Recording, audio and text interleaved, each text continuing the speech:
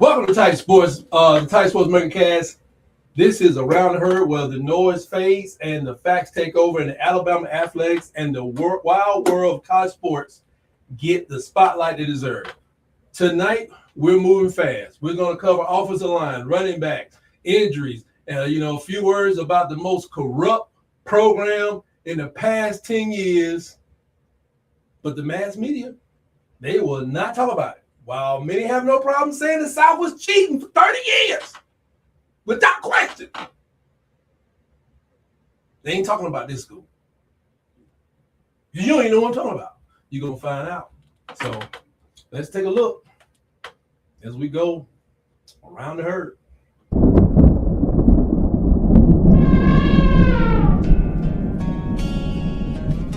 In 1923, the University of Alabama offered Wade their head coaching position. What they got was an iron disciplinarian who immediately transformed the culture of Alabama football. Wade's players called him the Bear.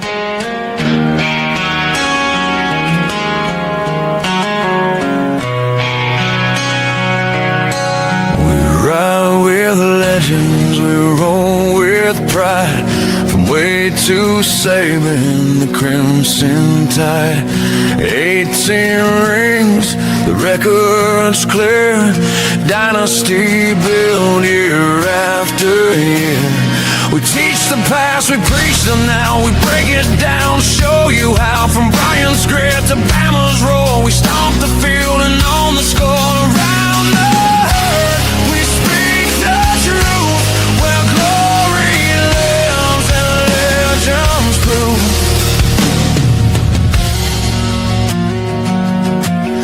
Asking balls rise, so leads the way. Final four dreams in full display. Gymnastics lips with flawless grace. Champions born in every space. We honor hustle, we praise the grind. Every sport, every tight mind. From hardwood heat to balance beam. We rep the red, we rep the team. Around the herd, we speak the truth. Where glory lives and legends prove. Around the herd, we speak the truth. Where glory lives and legends prove. We don't just talk, we educate. Breaking down plays, we elevate Heisman runs and draft day fame. We know the stats, we name the game. Rivals tremble when down us kneel. We bring the facts, we bring the fear. The same just hype its legacy. The tide rolls deep in history. Around the herd, we speak the truth. Where glory lives and legends prove. So tune in loud, let the story unfold. Of crimson fire and hearts so bold. We shine the light on every wind. From past to present we dive in. This show's for fans who bleed that red. Who know the names, the paths they tread. We're not just proud, we're certified. The voice, the pulse of Crimson Tide. Around the herd, we speak the truth. Where glory lies and legends prove. Around the herd, we speak the truth. Where glory lies and legends prove.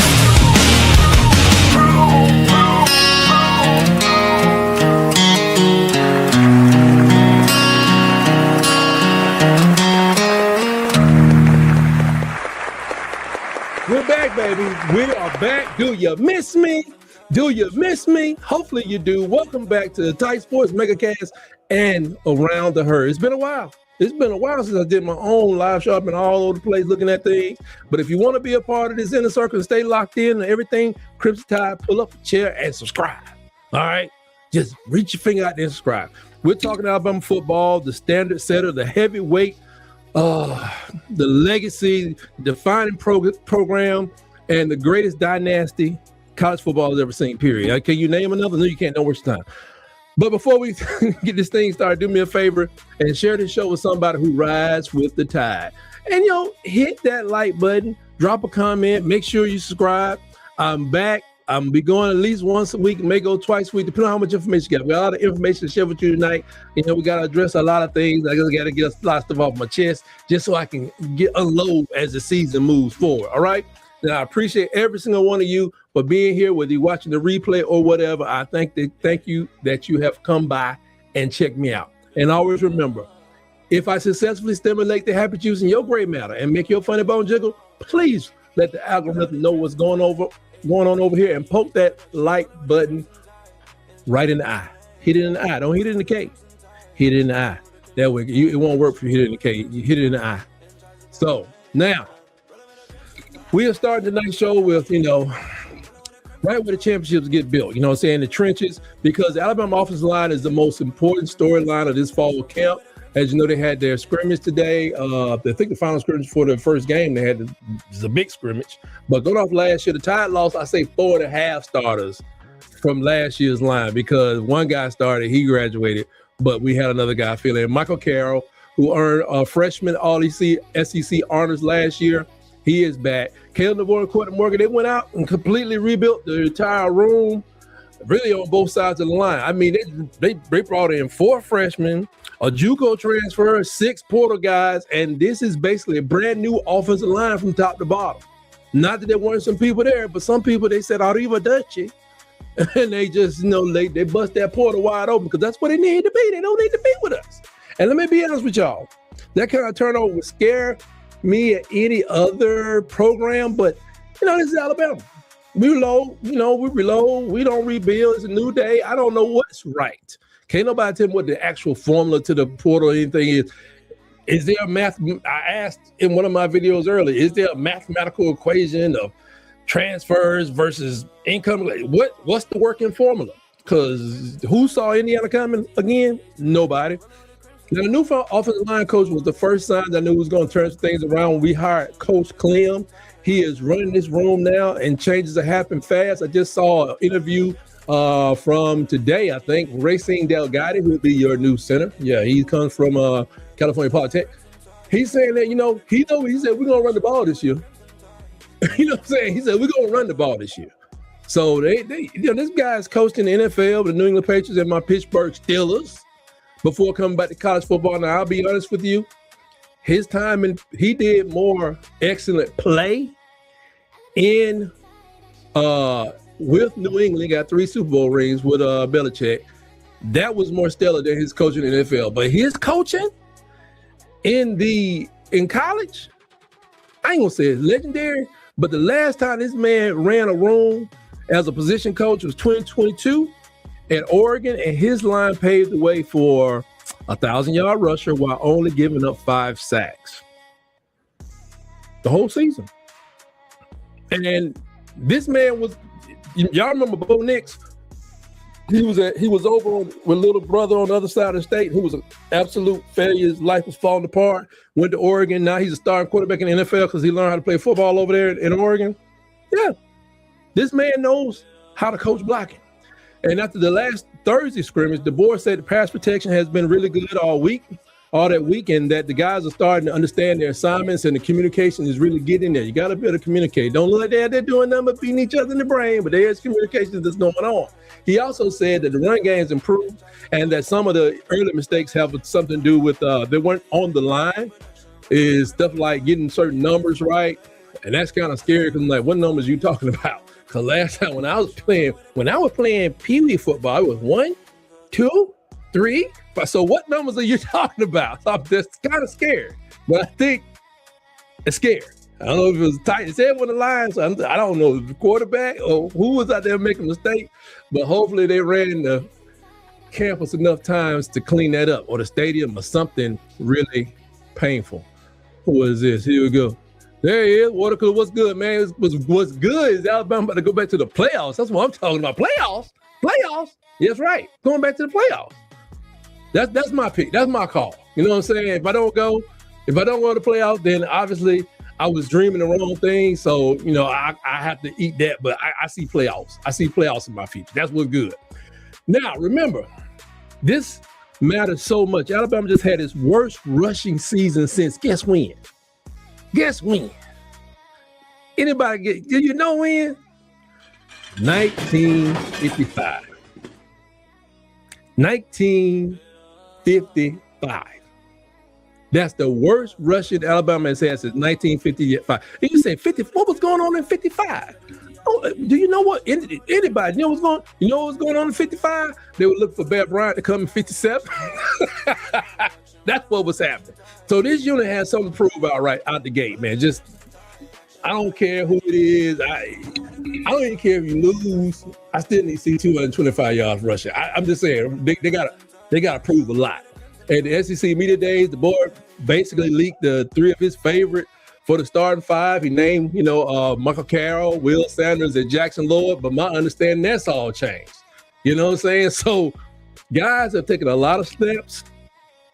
They got an early advantage, but they still competing out there. But when he was asked how close he was knowing his best five, I think they asked Ryan Grubb the same thing. He said, it's a little ways off yet. So I like that. I don't know. We ain't gonna know who's gonna be the starter. We don't know who's starting at quarterback. We want everybody competing all the way up to East Carolina and beyond if need be, because if we struggle against East Carolina, hey, you might as well just go ahead and just take Anger Al and just go and pack him in some doggone boxes, because we got real problems. But Racine Delgado is looking like a front runner at center, definitely. While Nick Brooks, 6'7", 340-pound mountain of a man, transferred from Texas. He's battling Javen James for that right tackle spot. I think Javen James came over from Mississippi State, but I heard James is hard to beat out. So they battling over there.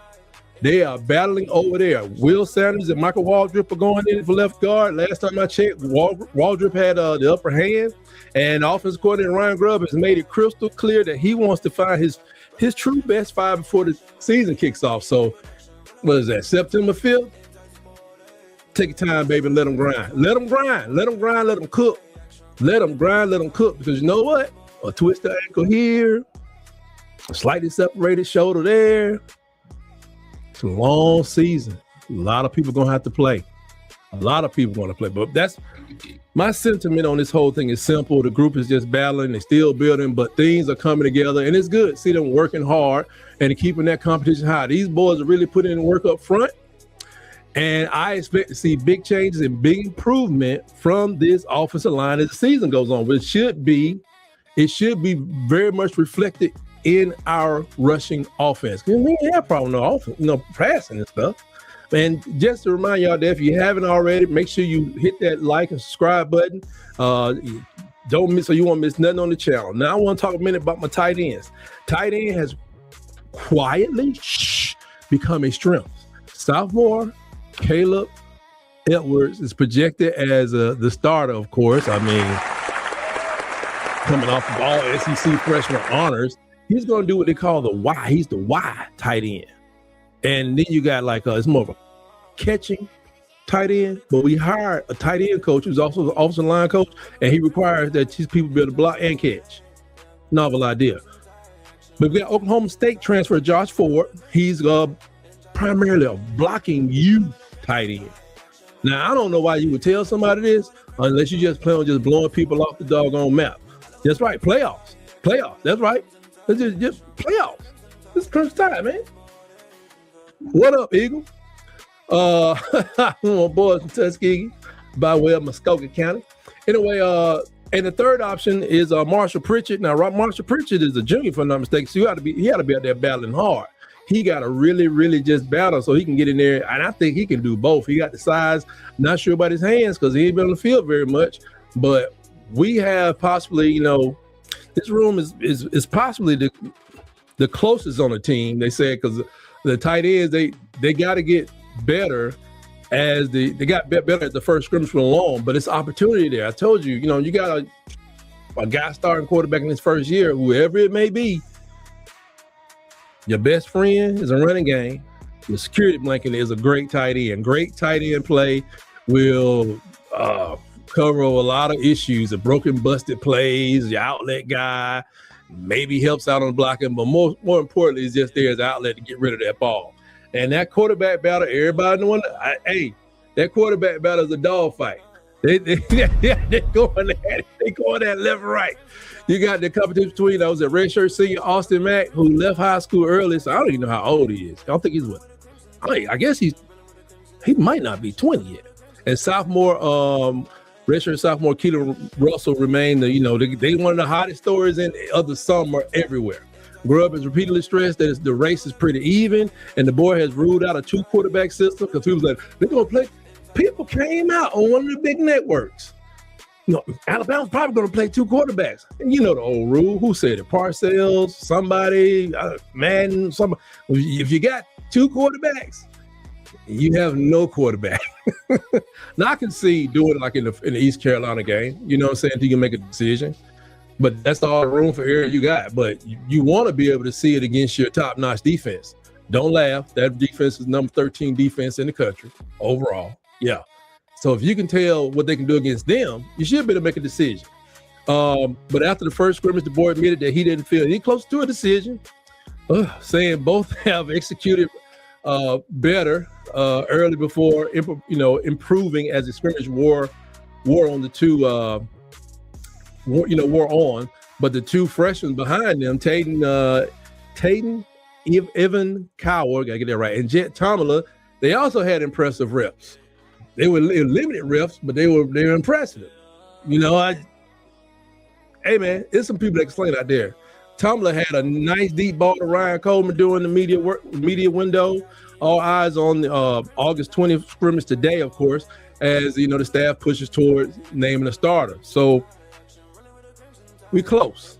I still got my money. Yep, I got a whole 2 quarters that Austin Mack will be the starter for going this year. I mean, I really don't care. I think I gotta trust the coach staff. They see a heck of a lot more than I'm gonna see sitting in my house. So I still think Austin Mack's gonna get his opportunity. I always say he's gonna get his opportunity. Whether he remains the starting quarterback for the rest of the year is really up to him and his ability to execute and utilize all these weapons around him. Moving to the secondary, drew a lot of praise from the boy after the scrimmage. Defensive back making plays on the ball, tip balls, Zay Brown, Dijon Lee, they the corners, Keon Saab, Bray Hubbard, and got the Husky, the man, I respect the man, Red Morgan will hit you. You hear me? When you tell Red, like, I need you to go hit it, he hits people. And this is going to be a tough group. But several of them earned all preseason SEC nods. Saab has said that this could be the best secondary in the country, and he's not alone in thinking that. I've seen him in top 5s. I've seen him in top 3s. That's right, haters. They coming back, and they stayed together. I know they hate it, but right now we want to talk about people that got hurt, that kind of banged up. Let's see. I want to talk about a sick and shut in. So we're going to move to our sick and shut in report. Unfortunately, this segment is packed tonight because fall camp has been rough and brutal on a lot of people. My guys been banged up. We're going to start with running back A.K. Deere, redshirt freshman out of Mississippi. Everybody went on him to make a big splash, but he went down with an ankle injury, and we want to just wish him the best. He got hurt in the first scrimmage, and he's slated to miss about 6 weeks. So that's going to really put a damper on that running back room. Deere was right in the middle of the competition to maybe replace Jam Miller. People were saying Daniel Hill as the lead back, but they say A.K. Deere was making a lot of strides. If I'm not mistaken, he kind of got banged up a little bit last year after he had that 70-yard run against ULM, if I'm not mistaken. 56-yard run against ULM. But Coach DeBoer said himself it was really unfortunate because he was having a really great scrimmage. He was really getting some yards out there on the touches that he had. And this one stings. It stings a lot because his stock was rocketing up. I know he's been putting on weight, and he's been really, really making strides to break that starting lineup. Now, this injury now opens the door for Trayshawn Brown, E.J. Crowell, Daniel Hill, and Daniel Hill, who led the entire team last season with 6 touchdowns because JM stayed hurt a lot. Now with the New England Patriots, it gives them a chance to step up and carry that load. And next up, we got to talk about unfortunately, freshman cornerback Jordan Edmonds out of Marietta, Georgia. He's also sidelined because he suffered a lower body injury in practice before Thursday's scrimmage of last week. This kid was a number 5 cornerback, number 22 overall prospect in the whole 2026 class. You know, the class that, everybody says so weak for Alabama. Is top 5 everywhere else. When people looking at it, they said they ain't really got nobody going to want to play for him. Big name people don't want to play for him. This guy was number 29 overall, number 5 cornerback. He turned down 43 scholarship offers to come to the University of Alabama to come play for the Crimson Tide, and he's hurt himself. Reports have him out for at least a few weeks, and Alabama is only 3 weeks away from kicking off the season against East Carolina. So the timing on this one hurts as well, as he was going to provide depth for already kind of really talented, packed secondary. Now, on top of that, 5-star freshman running back E.J. Crowell was also held out of that Thursday scrimmage with the undisclosed injury, and starting wide receiver Lassie Brooks was not participated either. He was reportedly in a walking boot, not a walking cast, but I think it was a boot, and he didn't participate in them. I don't know if he played today. Hopefully he did in today's scrimmage, but he didn't play the one last year. And there's a silver lining here, Tyke Tribe, to this whole thing. Alabama has the depth to handle this at cornerback.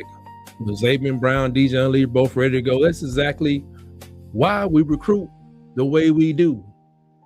And with all these injuries, there's some good news out of the scrimmage.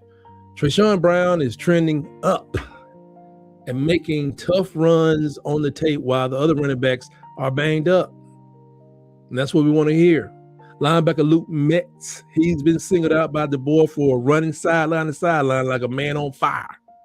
They say this man may get in there. He might start at middle linebacker, sophomore. Hey, not surprised. That man was highly recruited out of Georgia. And safety Keon Saab came up with the interception during last week's scrimmage as well. And he has Jari Edwards behind him, backing him up, who is a freak of nature. But this is why we recruit. This is why we must have depth. This is why we need to have a small class now, because the retention was so high. Out of 46 people that said that Alabama had recruited, 46 stayed in school. And they stayed in school and proved themselves. Guess what? They want to get paid. So you can't have a smaller class so you have money to pay them to keep them on the team. Money is not endless. I mean, it's not a bottomless pit everywhere. This ain't no freaking nachos at Chili's. You can't just reach in the bowl, keep getting cash out. You got to make decisions. This long season, to be the champion, you got to play 13 plus, you got to play 17 games, 16, 17 games. If you are to get to the final game, it's a long season for college kids. And this team is going,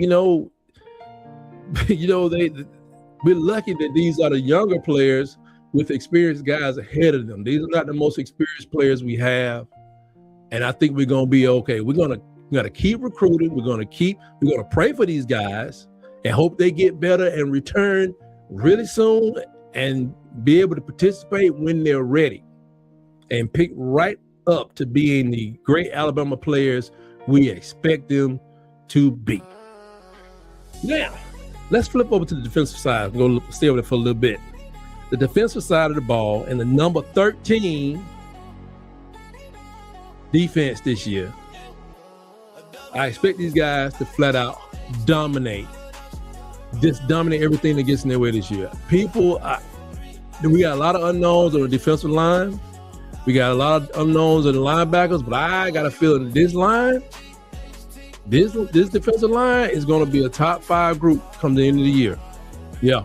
The defensive coordinator, Kane Womack, said this unit was just cooking in fall camp. And after practice number 6, he was gushing over some of the newcomers and the veterans alike.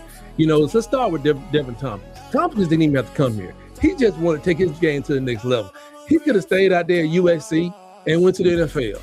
But he's a 5th-year senior, came over here, maybe picked up a little cash or something along the way. But this man is competing for the bandit position all the way to the 3 technique. Who doing this?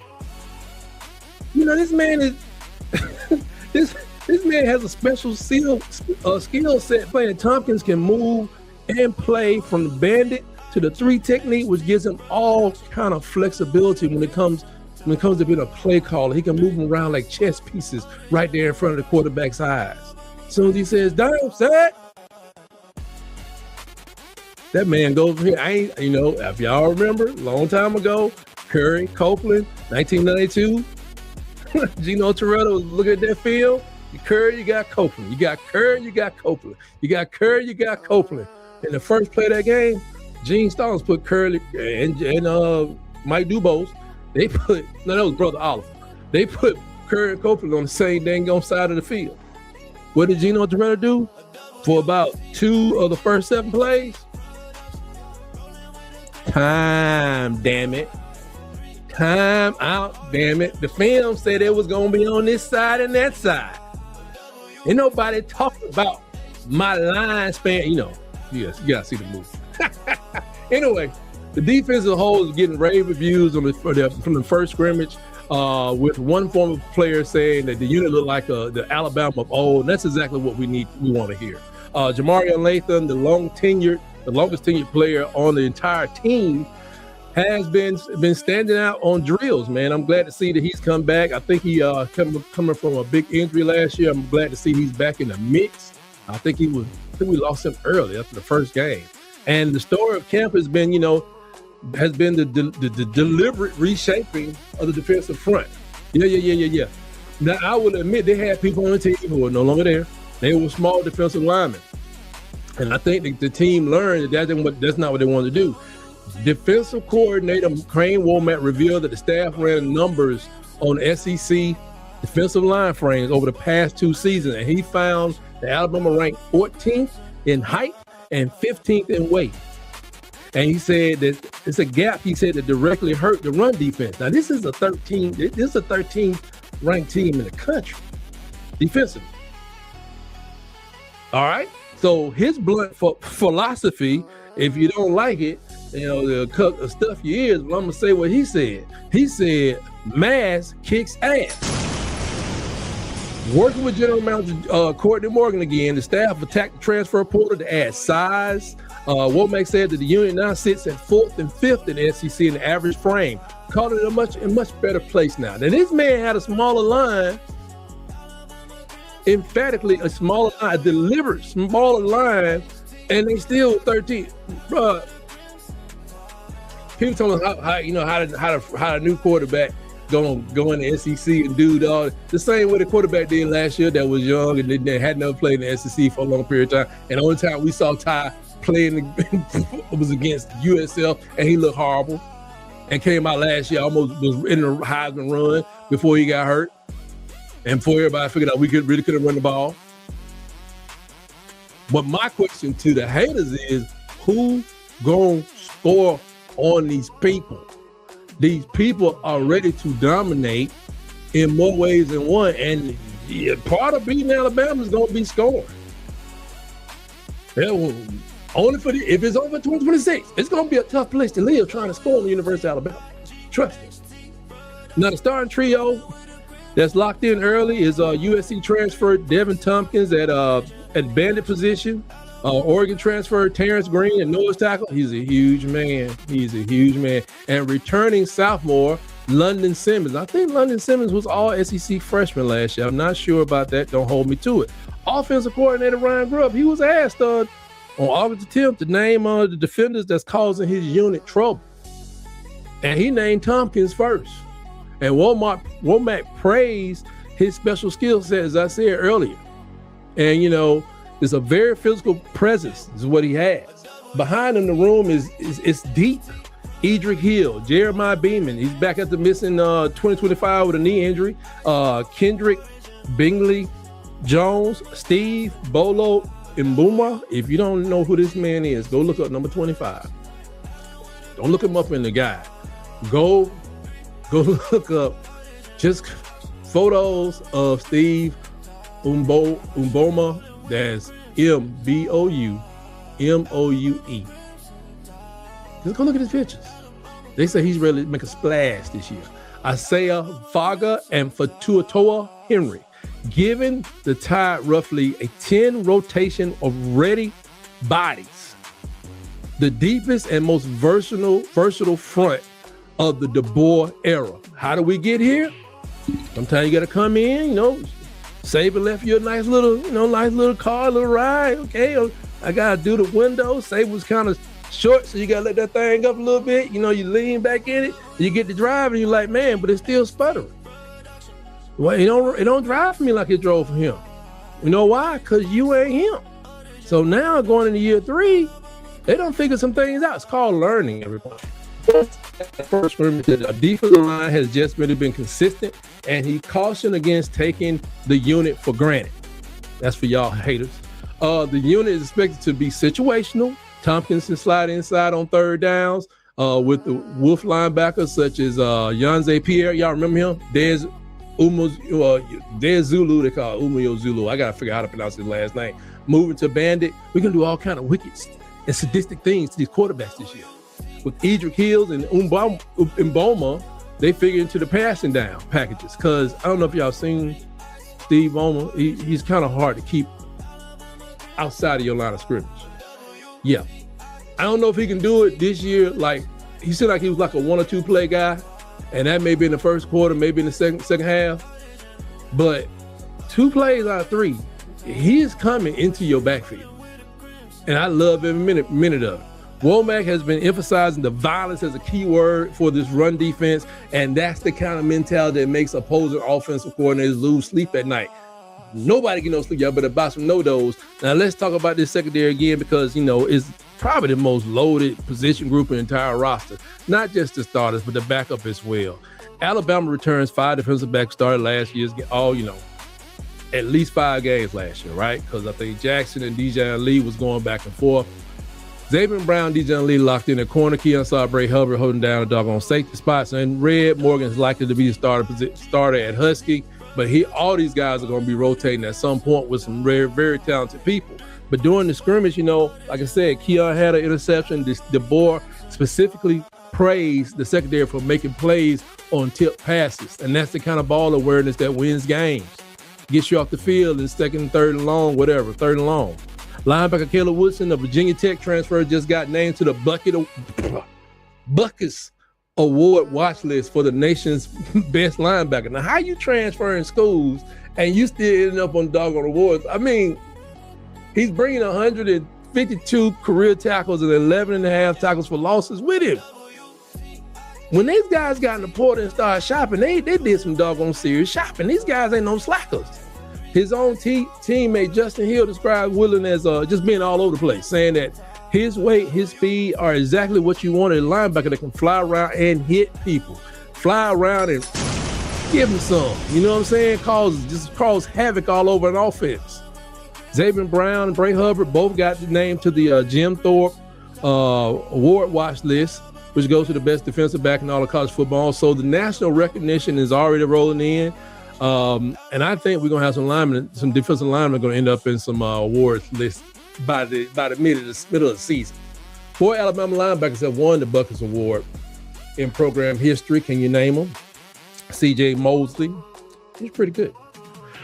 Rolando McClain, he's pretty crazy. The late great Derek Thomas and Reuben Foster was a maniac. So that trophy case means something around here. That trophy and the trophy, that Buckus Award, it means something around there. I hope we can get another. I expect this group to be I think at least top 7 defense in the country this year. If we get the running game the way I want it to be, we can get to the top 5, become a top 5 defense this year. It's when the running game kicks in. I shouldn't even say it like that. That's doubt. Why am I doubting my people? And, they're going to carry this team at times, especially, early in the season while the offense finds itself, or, maybe Austin Starr's out and he ain't smoking on fire, or Keelan gets it and he ain't on fire, whatever. For a couple games, this defense is going to, okay, y'all don't score. My little brothers over there, the offense y'all stay out there. They trying to figure it out. Y'all stay out the end zone. Stay out the end zone. You know what I'm stay out the end zone? Make no mistake about it, though. It's going to be harder to score on the Crimson Tide this year than it has been in a while. And I expect the defensive line, like I said, to become one of the best units in the country. And that's how we do it, man. Defense wins championships, and this group is built to prove it all season long. Now, in the playoffs, I haven't done the prognostication. I would just like to get 2 wins in the doggone playoffs. In the playoffs, give me at least 2 wins, and I'll be happy. And I think a lot of people can be quiet. Now, the second scrimmage was urged today, a final major evaluation before the September 5th opener. DeBoer addressed the media afterwards. So, the things that people were looking out for this scrimmage was, what quarterback separates himself and, whether the defensive line settles, whether the offensive line is settled on its best 5. We know that's not going to happen until probably the 3 hours before the game or maybe about 40 hours before the game. And if this deeper defensive line holds up against a full-speed run game after earning, consistent praise through the first half of camp. So right now we're going to try to listen into what Coach DeBoer had to say following that scrimmage. I thought I was going to be able to show this to you guys at another time, but it seems the scrimmage was earlier today. I guess it got there before the heat really get going because he did this speech probably about 4 hours ago. So let's listen in to what Coach has to say. Cut that music down. There we go. All right, Coach, we'll have you begin with that. You bet. All right, good morning. Just finished about a little over 90 play scrimmage, about 80 plays with the 1s and 2s, finished up with some 3s. Good work at all areas of the field. So just probably the general feel, I think, of the week would be that we made a lot of progress. It felt like we consistently get better.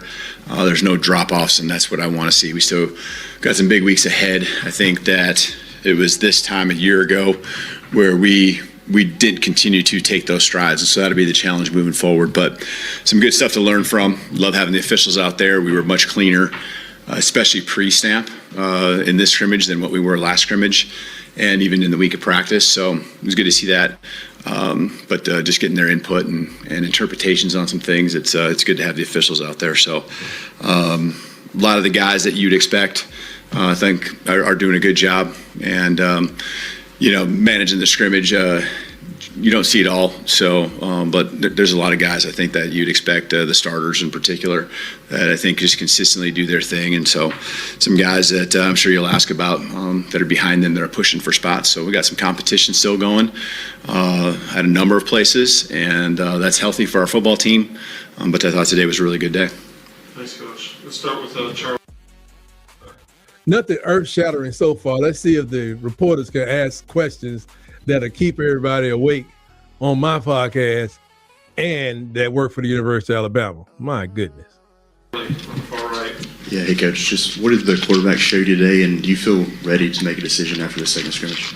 Yeah, I mean, I think that, again, I'm looking at the whole thing. And of course, it does matter when you get to a scrimmage. And we scrimmage literally every day to some extent in practice, moving the ball, playing the situations. And so today was just more of that. And, you kind of get a pretty good idea. But stepping inside of Bryant Denny, kind of the day is really devoted to a scrimmage. And so, what do you got? It is important to perform at your best on a day like today. But I think it's just been consistent. I think, again, when I say pre-snap, it is everyone, but I think a lot of that starts with the quarterback, right? How he comes in the huddle. I think they're clean with, the command and calls and getting the line of scrimmage. I would say this, I think pre-snap, any checks, I felt like they were on it on another level than what they were a week ago, which is what you'd expect. And, we made a note of that, and they've improved on that drastically. So getting us in, more than anything, getting us out of bad calls and bad looks, and that's a big part of the quarterback's job, other than executing the play. So we'll work through it here this weekend, see where we're at, and just continue to discuss it as a coaching staff. Go to Katie on the back. Last week you talked about the offense starting a little bit slow and some early turnovers. Just were they able to start faster today and limit turnovers? Yeah. I think we had one turnover. I might be wrong on that. I'm pretty sure it was just one on the day.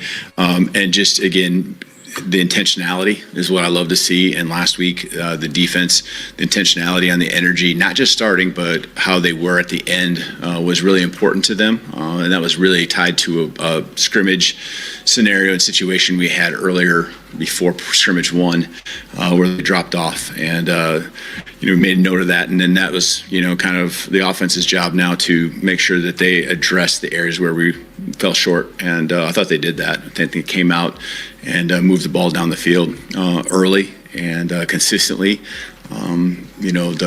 It starts again with just getting to the line of scrimmage and your operation there. Everyone breaking a huddle, and all it takes is one guy going to a wrong position, and now the quarterback's trying to get that corrected. So less of that all week in practice, and I think you saw that today.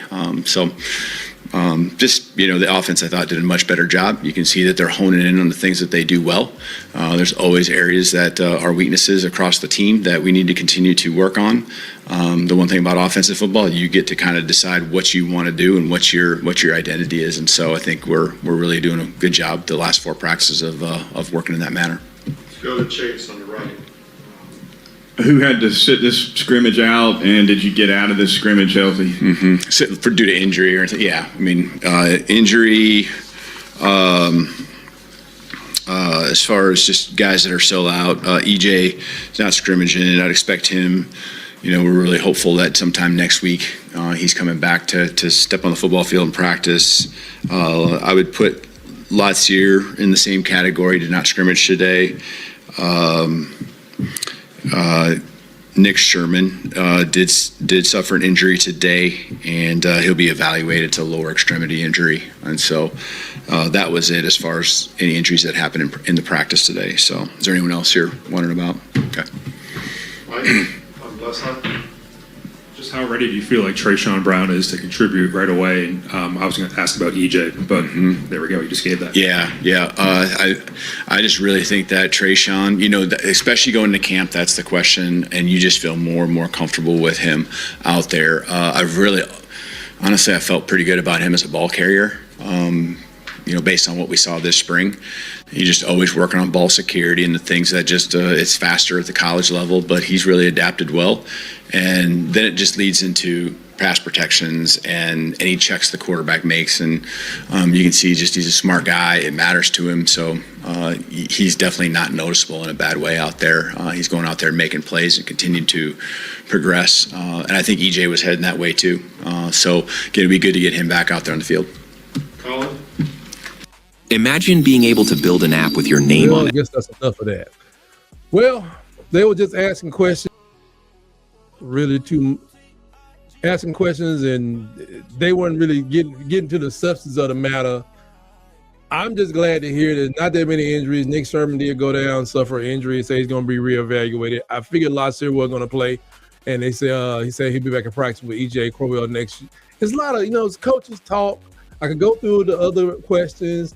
But to be honest, outside of the 2 ladies in the room, the rest of them guys ask questions like they're in the 5th grade, and then they try to ask questions like they're a bunch of spies for the other teams out there. But I'm gonna move on to my next little segment. Hey, hater, what up?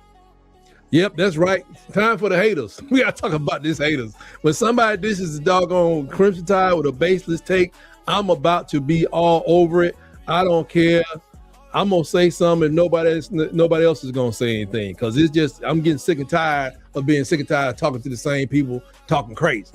Now, first up, on 3, Brett Murphy, who's an official AP poll voter. He has Alabama ranked number 20th on his preseason ballot, behind Houston, Utah, and SMU and BYU. Now let that sink in for a second.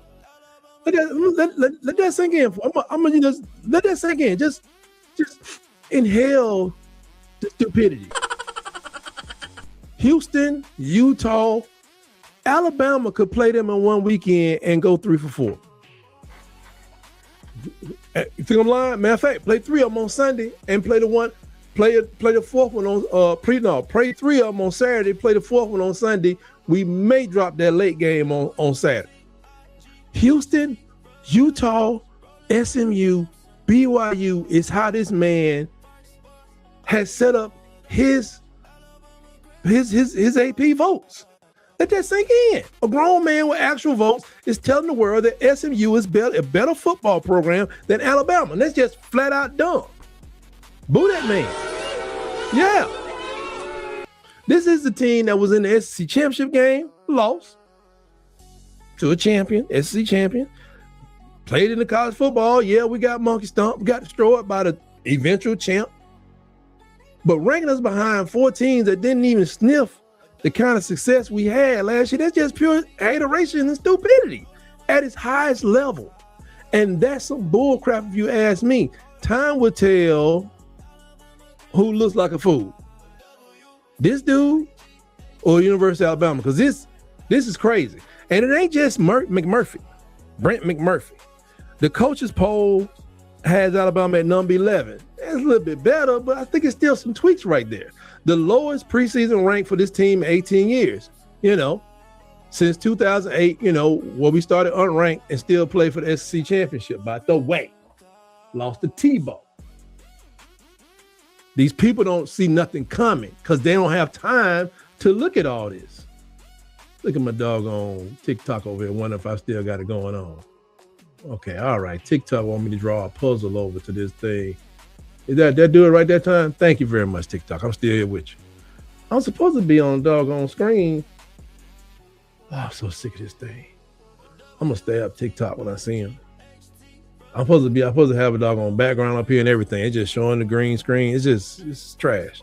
Anyway, since 2008, man, we played for that SEC championship when they had us unranked in Saban's second year. Now, we hadn't been outside of the preseason top 10 since 2009, and that's 17 straight years of respect. And now, all of a sudden, everybody wants to act all brand new. And here we go again. Who got Paul Feinbaum sniffing on locker room floors, talking about, whether does Kalen DeBoer even get Alabama? If he gets football, he gets Alabama, Paul. How about that? Questioning this guy's cultural fit, like he ain't won, like he ain't win 11 games last year. The cultural fit, if I could, I'd call you racist. But I can't, I think. It's something about how you said that, being from Tennessee and Caleb DeBoer from like Idaho or somewhere. Cultural, you can't use words like cultural fit. I don't care what you're talking about. The man understands the culture of Alabama if you understand football. And I think he understands football. Now, Feinbaum said he thinks DeBoer is an elite coach, but isn't sure if he's the right coach for Alabama. Well, who is the right coach? It's easy to say. This is the kind of basic stuff I'm talking about. You can tell me he don't fit, he's not the right cultural fit, he's an excellent coach. Who should they go get? And he even said the program is farther from a national championship now than when DeBoer first took over. Based on what? Based on going to the playoffs last year? Further than who, Mr. Man with the pen? Write the whole statement out. We're further than who? We were part of the 12 last time. Further than who? That's it. It's not that we were further than when DeBoer further than who? Right now. Further than Georgia, Texas, Mississippi State, Kentucky? Further than who? You got to complete the whole thing. Now, Feinbaum, he came out and said that Alabama, he went, this is what he goes back and forth. This is what he starts to wait. Somebody said Alabama was like going to win 8.5 games. He said that's too low. You know what I'm saying? That the team is much better than that number.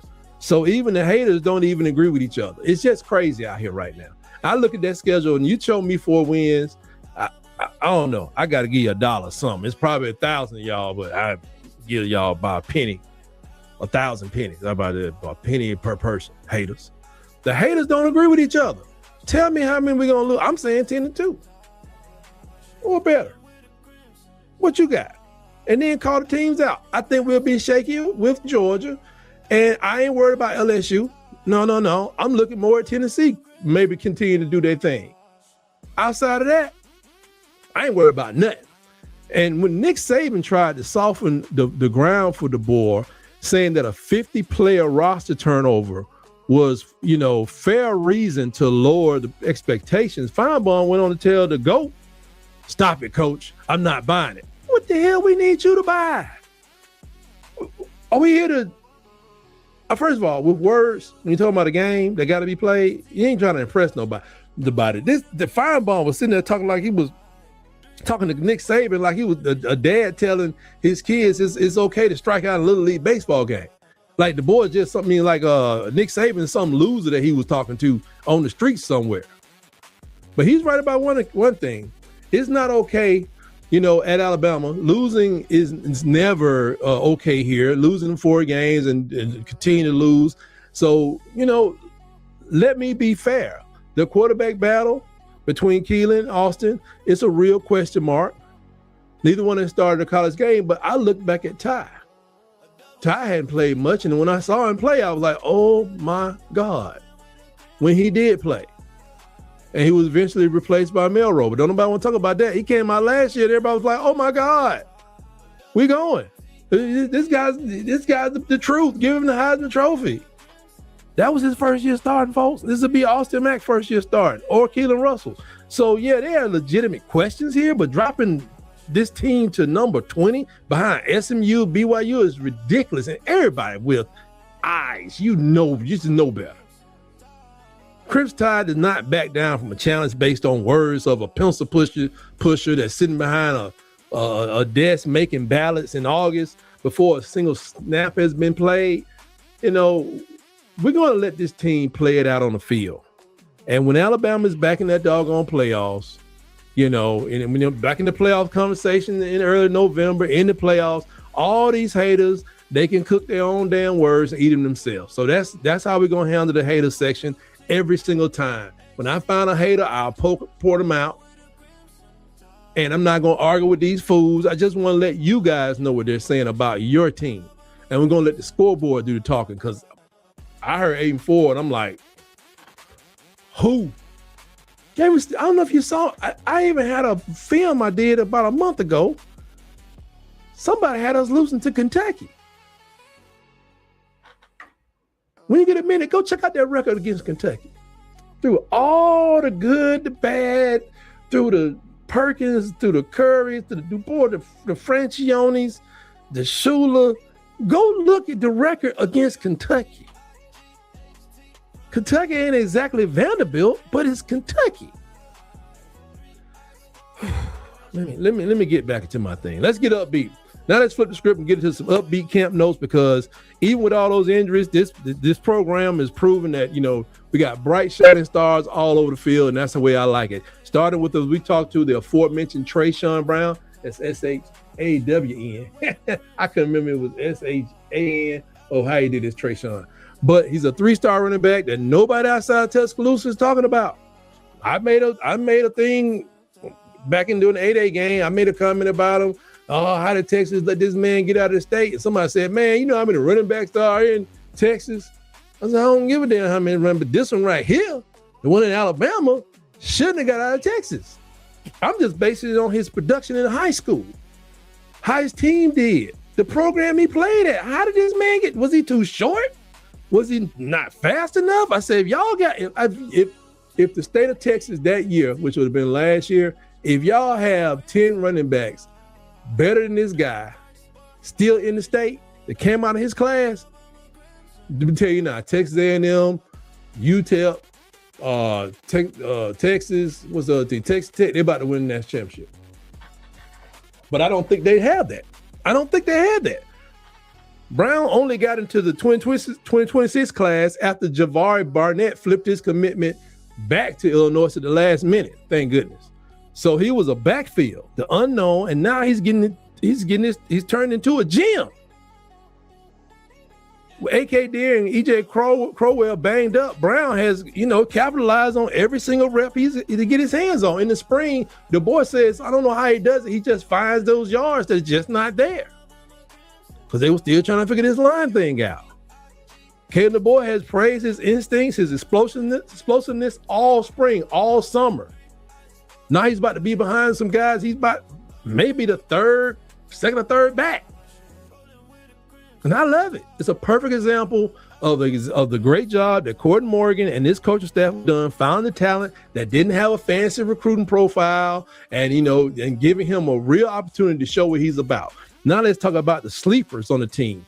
When the Bama Central, they caught up with Ryan Coleman Williams, DeAndre Pierre, Jackson Lloyd, and Ivan Taylor at Media Day, and they asked them who the sleepers are on the team. And one name that they just kept coming up with, as you think, is freshman safety Jari Edwards, 5-star recruit, grown man. Is number 2 safety in the country last year, from Upper Marlboro, Maryland. I think he played at St. Francis Academy. One of his own teammates said, he's hungry, he's starving, and he's really been playing very well during camp. And he'll continue to do well. And that's a great sign for a freshman, because you know what? Hubbard gets tired. Saab gets tired. Need a rest. Taylor gonna get in there and he's gonna get tired. They even talking. Let me tell you how good they say Jari Edwards is. They say Jari Edwards is so good, they may move Bray up the linebacker on some plays and let Jari go back to safety. They may rotate him back at Wolf with Red Morgan. They want this man on the field. Edwards is sitting in what may be the deepest position group on this entire roster. I mean, they real deep. Bray Hubbard, we always talked about the names. You got Dre Kirkpatrick Jr. is back in the fold now, Xavier Mincy, all competing for these snaps at safety. And even Ivan Taylor, who's fighting for his own playing time, he didn't even hesitate when asked who the sleeper was. He said Jari. That's the kind of team that's, this team first mentality we love to see. They know them guys going on to the pros pretty soon. I think we could lose 3 of them, unless they see themselves making less money next year. But 2 of them will be gone, and you got to have a rotation. And let's not forget about Caleb Woodson, who just landed on that Buckets Award watch list for the best linebacker in the country. Now, they got about 40 linebackers out there and other players. But this is another piece of this national recognition rolling in before we even play a game. But everybody's talking about Alabama ain't going nowhere soon. Right in the nick of time, with all these injuries piling up, players are stepping up and they're shining. This is an example of a great. I've told y'all, the board and them, they go out there and they find the players they need. Because I don't know what's his mentality. Is he trying to match the great players he has on the field, or they feeling their needs, whatever. Him and Courtney Morgan, when they hit the portal this year, they hit it with some real knowledge, with some real substance, with a completely detailed list that said more than offensive line, defensive line. They hit that thing with stats like, they ain't this, they ain't that. If this guy don't run this, if he ain't got this many tackles, if he hadn't played here, they hit that thing for real. It's a long season ahead, man. I keep saying it all season. It's a long season ahead. You got to have depth if you're even thinking about going to the playoffs. And that's exactly what Alabama Crimson Tide is doing. No doubt about it. So I just want to get those upbeat camp notes. And, we got some real ballers wearing that crimson and white this season. And I think it's going to show. Now, everybody's talking about, Alabama can't put it back together. Alabama can't get back to the promised land. Alabama can't do this. I'm telling y'all, this is just my opinion.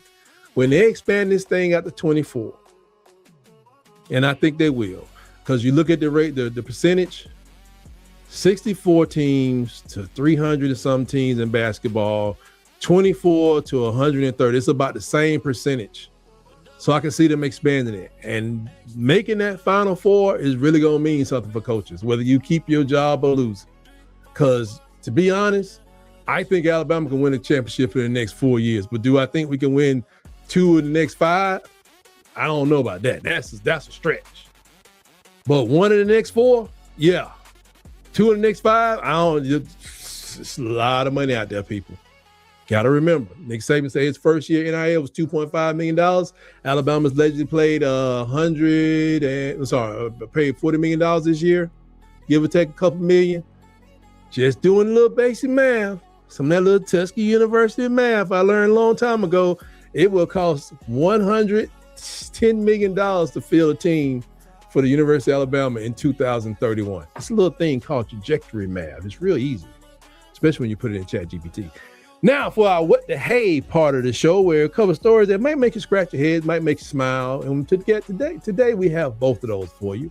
First up, you remember Tualia Tagovailoa, who started his college career at Alabama before he transferred to Maryland? Well, this man just did something that nobody's done in 14 years. And I'm going to give him a little roll tide for that, although I know he want to do the Turpin thing.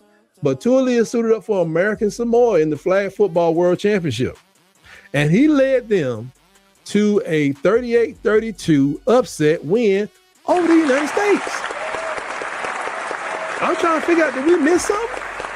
Should we have let him go, or was that NIL? I don't know. Yeah, man. It beat the United States, man, snapping their unbeaten streak that goes back to 2012. Now, I want to make an announcement. I want to know who was on that American team, because we need to get that team tightened up. This is a dream team situation. Are we going to get people that's been out of the NFL for less than 5 years to go play on that team? I mean, American Samoa, man, we know they got some ballers, but god doggone. Tualia, he threw for 213 yards, 5 touchdowns that game, and in American Samoa, it's territory. People don't know it's territory. They are American citizens, I think.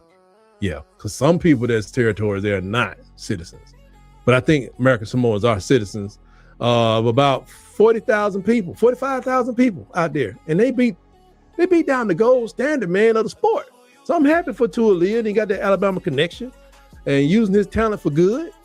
Whereas his brother is in Atlanta using his talents for what remains to be seen. I'm a Pittsburgh Steelers fan, but y'all say a prayer for them Falcons fans out there. They really gonna need it. Now, I hope he continues to prosper going forward in life, and it's really great to see him shine on the big international stage like that. Now, next up, I don't know if you know, but Alabama lost another staff member to the NFL. Assistant wide receivers coach Torrey Gill is expected to get hired by the Las Vegas Raiders. Gill, he was in that room where they produced Jeremy Bernard, and a lot of people been talking about Jeremy Bernard, been watching him, and so maybe they think this guy can do that for the Raiders. Hey, that's the kind of resume that gets some NFL personnel, picking up the phone and saying, hey, Gil, I know your coach is, your former position coach there, he went out to Oregon State. What are you doing? We need some help out here, guy. So being in the program in Alabama is going to give people a lot of opportunities. You know how it was for Saban. That was Saban's, to me. Recruiting was great. Strategy was great. When to take chances and take a risk was great. But Saban's ability to recruit coaches when people was leaving left and right. So many people left after 2009. I was like worried. That man wasn't worried about nothing.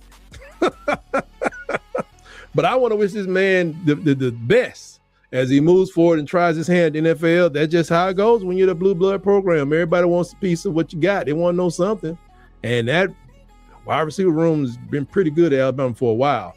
Now for our last story, what the hey story. Dallas Cowboy defensive tackle Quentin Williams, former Alabama tackle.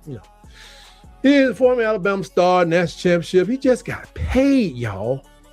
$105.9 million. Is that right? $105.9 million. Damn. By the Dallas Cowboys. After signing the deal, Williams said that the culture in Dallas this offseason reminds him of his time in Alabama, saying everybody has the same mindset from the top to the bottom, just like it was at Bama. Now, listen here. I'm happy for Quentin Williams, and he's prospering with his NFL career. He earned every penny of that money, but he done lost his damn mind. He done lost his mind. If he think the Dallas Cowboys and the University of Alabama have anything in common, that's crazy. That's just the way I feel about it. The Cowboys haven't sniffed the Super Bowl in 30 years. Was Quentin Williams even alive when they won the last Super Bowl? Alabama won 6 national championships since 2009. That's not even in the same universe. Come on, bro. You tripping. Come on, man. Jerry Jones ain't on the same mindset with nobody that works under him. Jerry Jones is on the phone with people looking at people's penis sizes and stuff. He don't care nothing about this. This is a tax write-off for him. Y'all, these dumb Cowboy fans keep buying tickets. He don't care nothing about them people. I think it's absolutely hilarious that he feels that way, but hey, I'm not there. He is, but I'm sure he's taking a lot of shots to the head, and that, playing defensive tackle. That's how it goes. All these years, to say something like that, man, just got me laughing my butt off. So I'm done with that section. Just got me nodding my head, man, but that's crazy. Ain't no way in the hell that the Dallas Cowboys and the University of Alabama have anything in trouble. Now, this is where I gotta have a music change right here. Now, I want everybody to buckle up real quick. Yeah, buckle up. Yeah, buckle up. Yeah. What's that dude name on Silence of the Lambs? He puts lotion on his skin. Try to buckle up, because this is where I'm about to go lead balls deep in the University of Michigan athletic department tonight. And it ain't pretty. I want to detail everything that's going on inside of this program, because I think it's time that it gets made known publicly. I did see one guy mentioned on this show, but he's not a major media person. He's up there, but he ain't major. But he just said, ain't nobody talking about this. So I said, you know what? I'll talk about it too. This is one of the most troubled athletic departments that we've seen in years, yet you don't hear nothing about it. Where is ESPN? Could it be too many Michigan graduates work for ESPN? Or Big Ten enthusiasts or lovers? Let's talk about it. Let's start with the most serious part of this story. Dr. Robert Anderson, longtime Michigan physician who worked as a worked with student athletes for decades, accused of sexual abuse by more than 1,000 former students and athletes.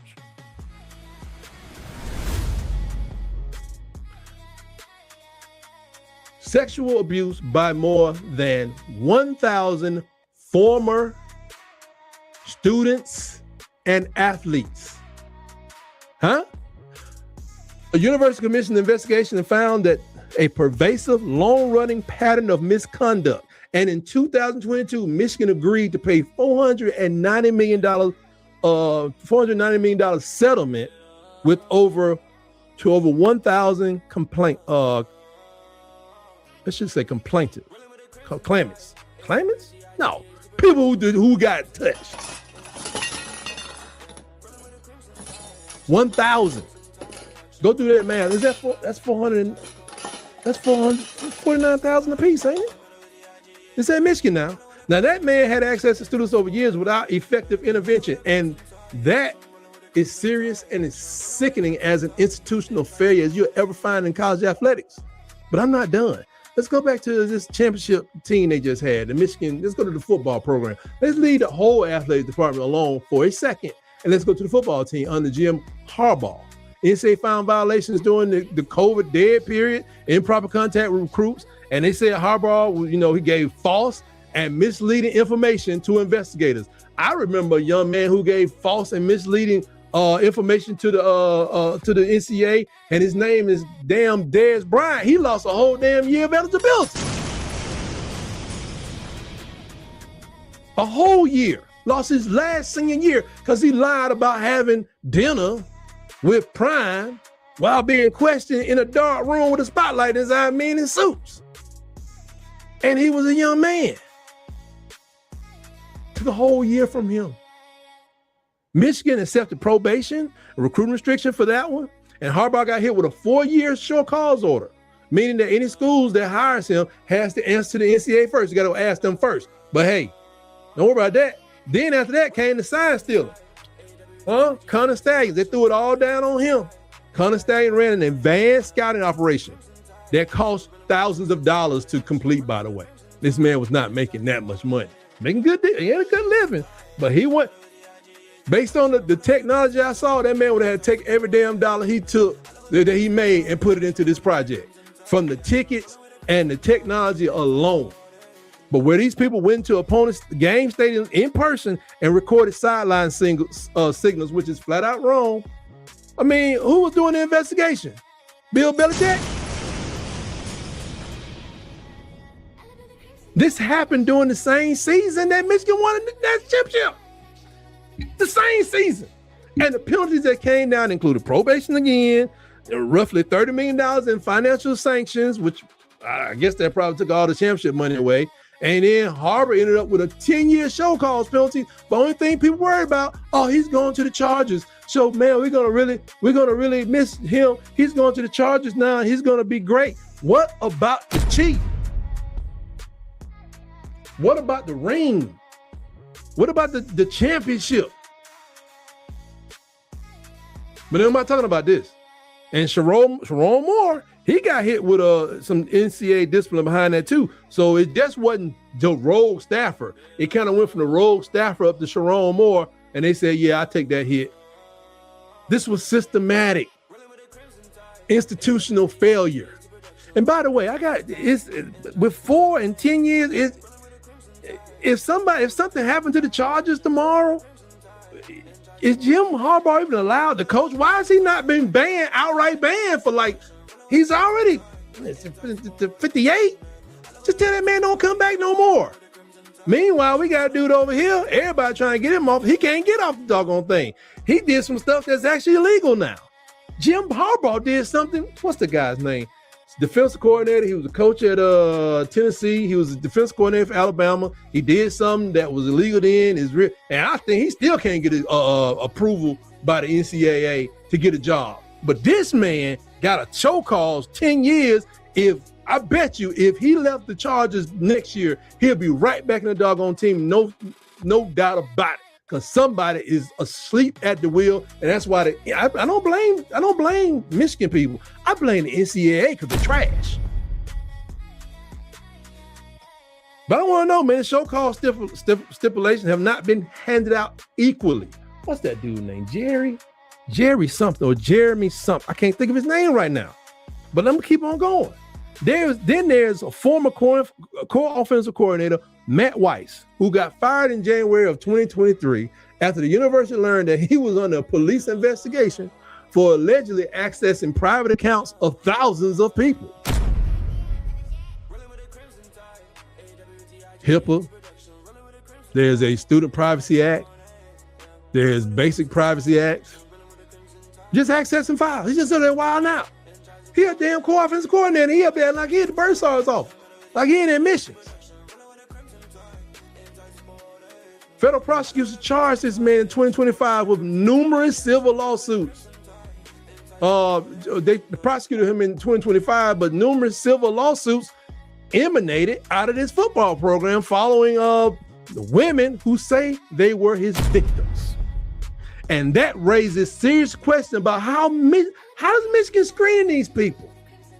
Huh? Who's supervising this staff? Where was your ESPN and your Fox Sports and your big names? Well, Feinbaum man talking about somebody don't fit. Who the hell was talking about these people? Where they fit at? Nobody was talking about this. And then head coach Sharon Moore, y'all know he got fired for cause in December 2025 after the internal inquiry found no credible evidence of an inappropriate relationship with a staff member while this man is living while married, whatever. Moore was later arrested after he lost his damn mind and went to her house, and he was hit with a felony home invasion that they said he was lying about. The stalking they weren't clear about. They threw that out. And a breaking and entering, when she opened the door, they threw that out. But, those are separate things, separate criminal charges. And, I think he worked something out, and it all resulted in him getting fired or released from the team and an 18-month probation. And recently, just in case you weren't paying attention, athletic director Ward Manuel led Michigan through some great competitive years. But his tenure included every single one of these scandals. Every single, from the Dr. Nasty, all the way down to freak him down Sharon. You know what I'm saying? To shake him down Sharon. The dude all in the doggone computers looking up chicks and stuff and following him around campus. All this happened up under Ward Manuel. I thought this man was a saint of football. Tried to respect the brother and everything. But in July of this year, Michigan announced that he would be stepping down at the end of the year.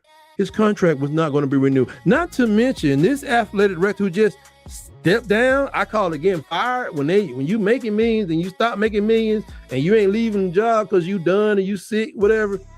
It's called getting fired. This man has been part of the playoff selection committee for 3 or 4 years. So I guess none of that filth and dirt that was going on in those schools impacted his playoff selections while this was happening under his own nose at Michigan. Yeah, right. Yeah, right. And let's not forget, I hate to throw the brother under the bus. Let's not forget, Fab Five great Juwan Howard. Oh, y'all remember. He punched the Wisconsin assistant coach during the post-game confrontation. What was going on in that program, man? He got suspended for 5 games and got fined for $40,000, but, you know, they got him up out of there eventually. Because the Big Ten, they won a few national championships lately. And the reason I'm addressing this because everybody's talking about how the SEC and schools in the South was cheating. Oh, they was just cheating. They were cheat. Saban was cheating. Everybody got money now. What they say? Everybody got money now. And Alabama don't have that money. You know, like the bag man went somewhere. Oh, yeah, LSU got that championship. Oh, we still hear about how the GOAT, the greatest player of all time, Cam Newton, got $150,000. Somebody writes that. I promise to goodness. Somebody puts that comment on Cam's site like every month when I go look at I see it. I see that comment every doggone month. Oh, he did. How that 150? The man made $100 million. Let it go. But the narrative is the SEC has always been cheating. You're a bunch of cheaters. You paid your players. Well, what the hell do you call this in the NIL era? And nobody said Michigan shouldn't even be playing football on TV. What about this program? What the heck is going on in Indiana and Ohio State we don't know about yet?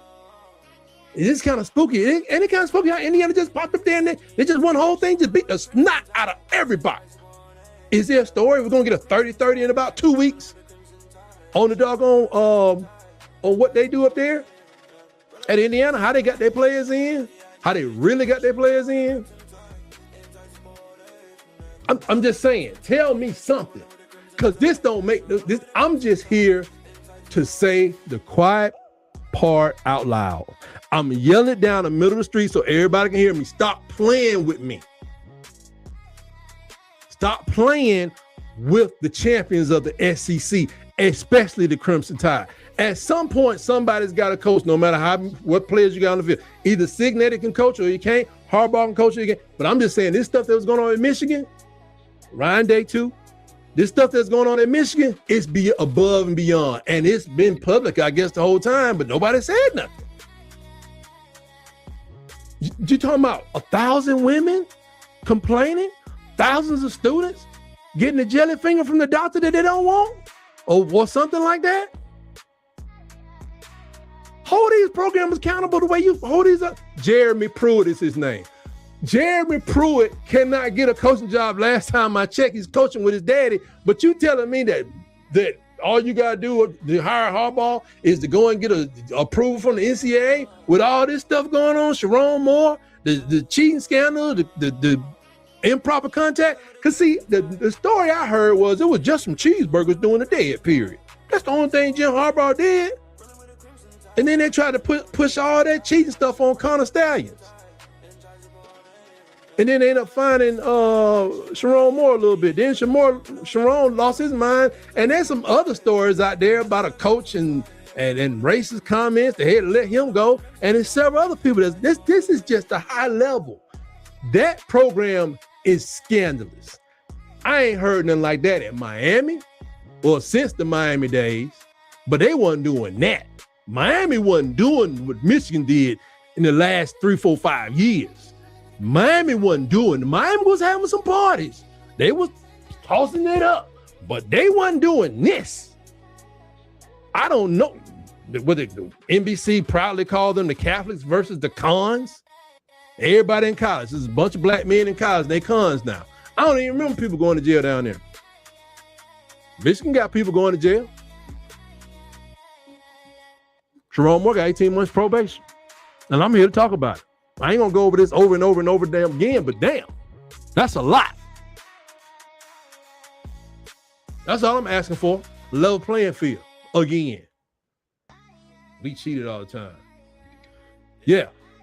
Said, see, Jeremy Pruitt, thank you, Nick. Jeremy Pruitt is now as analyst at Jackson.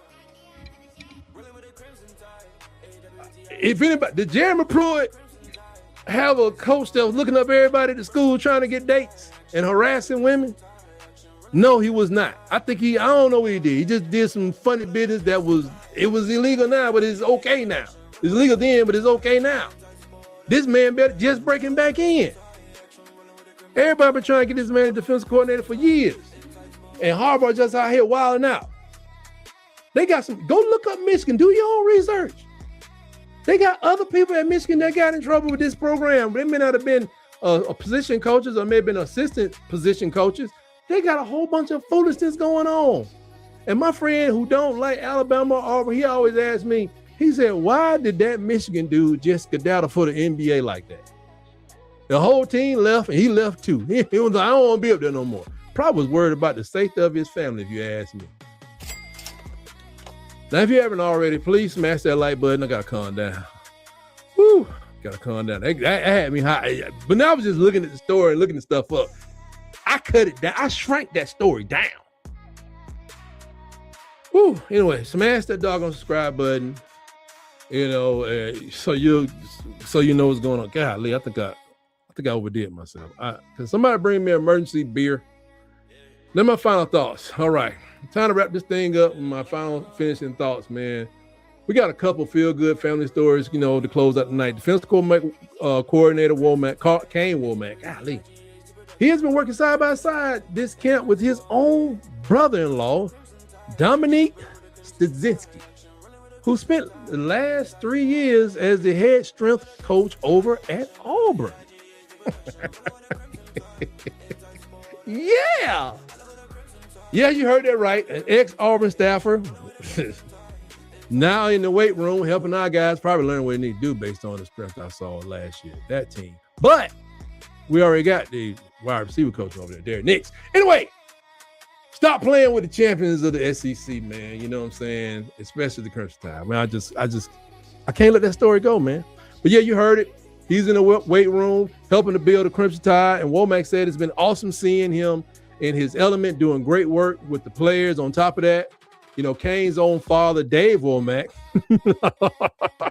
the retired defensive coordinator from Ole Miss, Arkansas, Georgia Tech, the person who is dubbed as the father of the Swarm defense. He comes down to help out during spring and fall camp too. If we could just get Jimbo Fisher and Brian Kelly to come on down and hang out, we need to get that Capstone Coach Clinic back up and running. The family comes that coaches together, dominates together, I like to say. And it's great to see a story like this. You know, a great way for the coach to collect some more inside information on a key opponent this season, for this upcoming season. You know, just a tiny little key. You know, it's a key opponent. So it's a real small. Where's my keys at? It's like I got keys. So I got keys. Yeah, the guy Stadzinski was working at a key opponent. I got keys, and then I got a key. It's a tiny key. This represents. You get it. Now for the last story of the night, former Alabama cornerback Terrion Arnold signed with the Seattle Seahawks after being released by the Detroit Lions amid an ongoing legal situation. Arnold is facing felony charges out of Tampa, stealing from some stupid crap back in just dumbest stuff I ever heard of. A friend of mine in law enforcement said, if you ever need somebody tracked down, you can hire law enforcement to do these things and other things. He has denied the allegation through his representative, and his case is still working its way through the court. His former teammate Jalen Milroe, now with the Seahawks, Super Bowl champion Jalen Milroe, now with the Seattle Seahawks themselves, was driving force behind that signing, vouching for Arnold's character to the front office and the coaching staff.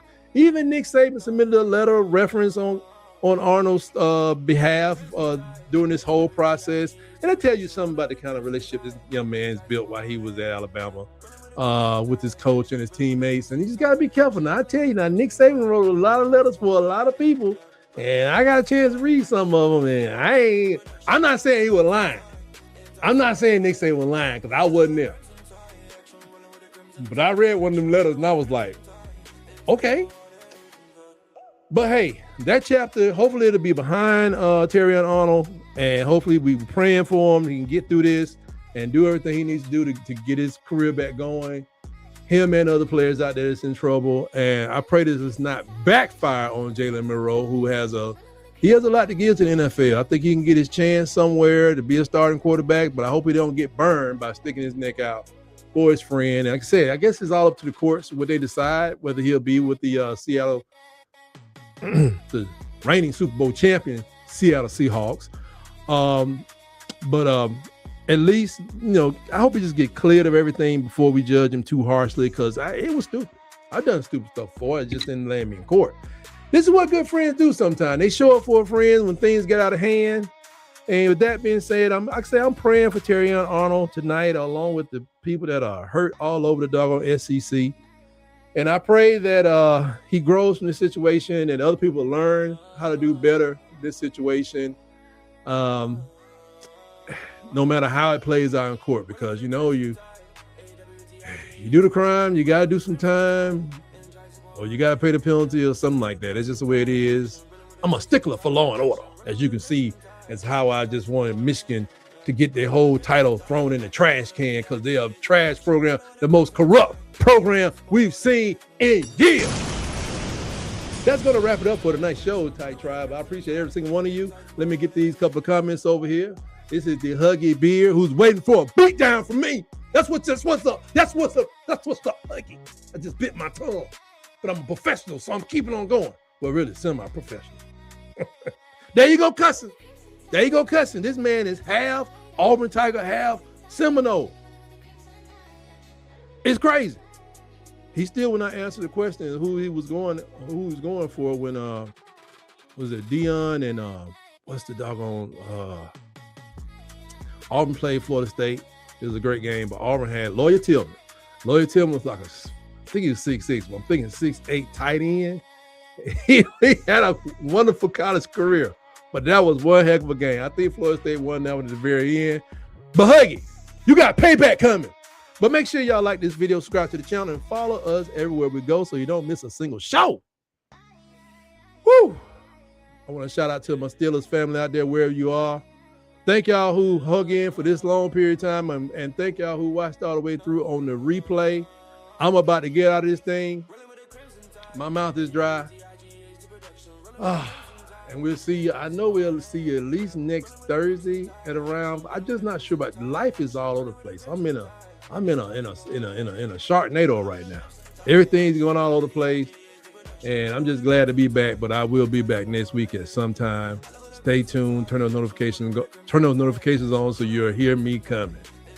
Other than that, always remember: roll, tide, roll. Cold nights, bright lights, coming like armor, legacy heavyweight on our shoulder. Memory deep like a tracks in the snow. We don't flinch when the pressure get colder. Veterans talk, young one listen. Every snap got a purpose, no guessing. Calculated steps, we don't rush fate, we dominate space. Yeah, we bend it. Herd mentality, strength in the circle. Protect the middle, that's how we nurture. Built through contact, for the repetition. Every mile paid for with conviction. 100 toes, Savannah strong. We move together, can't go wrong. No panic, no fear when the storm come on. Crimson bloodline, we carry on. 100 toes, Savannah strong. He move together, can't go wrong. No panic, no fear when the storm come on. Crimson bloodline, we carry on. Tons of tops around us strong. Heavy footsteps when we roll along. Absolute power when we lock and form. Not here to compete, we here to conquer. Mental vicious, calm under fire. Eyes locked in when the noise get louder. Opposition foe when it will get tested. We don't blink, we don't get desperate. Strength show quiet, never flashing. Trench show violence, cold and classic. We overwhelmed without the chaos. Dominate ground, yeah, that's status. Championship habits passed hand to hand. From wireless to now, that standard stands.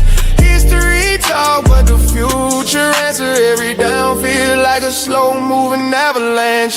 Tons of touch, Savannah strong. One heartbeat when the past come on. Built for the war when the nights get long. crimson tide, yeah, the true live on. Tons of tops around the strong. Ice in the veins, flying along. Shortcuts taking your word at done. This ain't a moment, it's a dynasty run. Adjust to the field, adjust to the foe. Tempo switch like the wind and snow. Every scheme been, every plan flex. We evolve while they still try to guess. Close the ranks when adversity hit, communication tight. Every detail crisp, no fracture line when the pressure spike. We get stronger in the hardest fights. Heard move forward, never retreat. Every block laid like concrete. You feel us coming for you. See that low end rumble of inevitability. Patience in the grind. Greatness take time. Through the cold, through the heat.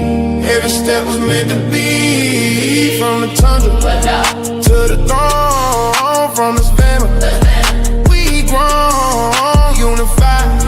When we arrive, battle tested, built to survive. No shortcuts, no bar shine. Every title earned in Alabama time. Repetition made us iron strong. Same song played all season long. We don't chase noise, we chase ring. Move slow, but everything break when we swing. Let it lead, young ones ride. That's our program never dies. Final crossing, city ends on glow. Hold her standing, ready to go. This ain't hope, it's destiny. Written in steps, you can feel beneath.